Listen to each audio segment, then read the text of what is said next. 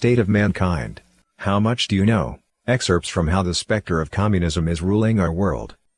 38. For thousands of years, the main institution of political power was monarchy, which received its authority from God. Heaven endowed the ruler with the divine right of kings. Emperors and kings performed a sacred role as intermediaries between man and God. Today, many nations are run by democracies. In practice, democracy isn't the rule of the people, but rather the rule of the representative chosen by the people. The election of a president is a democratic procedure. Once in office, the president has broad powers over politics, economics, the military, foreign relations, and so on. Democracy cannot guarantee that good people will be elected.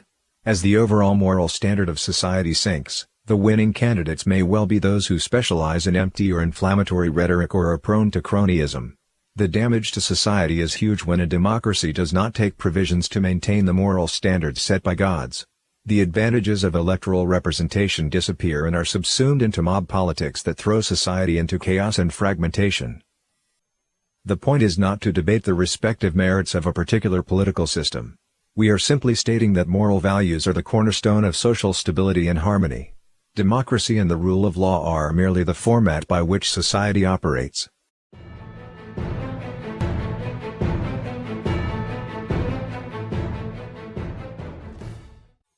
Liberalism and progressivism have now become the standard of political correctness in the West. In fact, they have been pushed to the point of becoming a secular religion.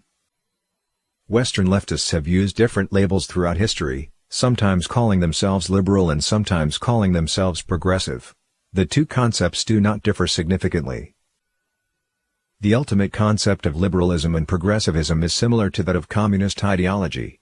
Proponents advocate freedom and progress as absolute moral good and attack any dissenting opinion as heresy.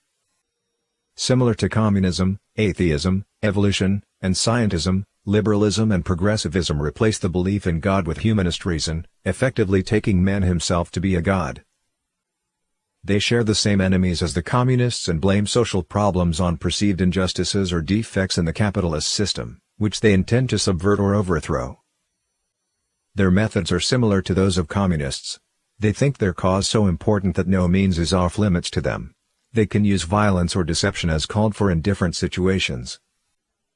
The quasi-religious characteristics of liberalism and progressivism are inseparable from the historical background of their origin.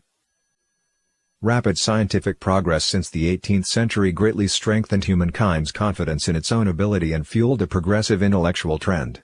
French philosopher Marquis de Condorcet, a pioneer of progressive thinking, stated in his work Sketch for a Historical Picture of the Progress of the Human Mind that reason leads people to the path of happiness and morality or goodness.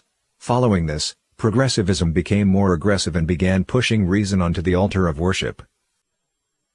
Progressive thinking allows one to view reason, conscience, and the Creator as separate, fostering the idea that man does not need the Creator's salvation. He can use his own rationality and conscience to sweep away the evils of greed, fear, jealousy, and the like. Man can establish paradise on earth and do away with the divine.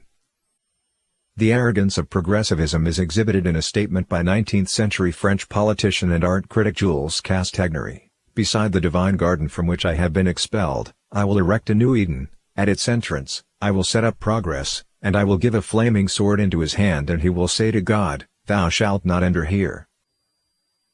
Filled with this kind of thought, people entertain an illusion of controlling humanity's destiny and manipulating its future. That is, mankind wants to play the role of God, to create a utopia without God, a paradise on earth, which is the essential idea of communism.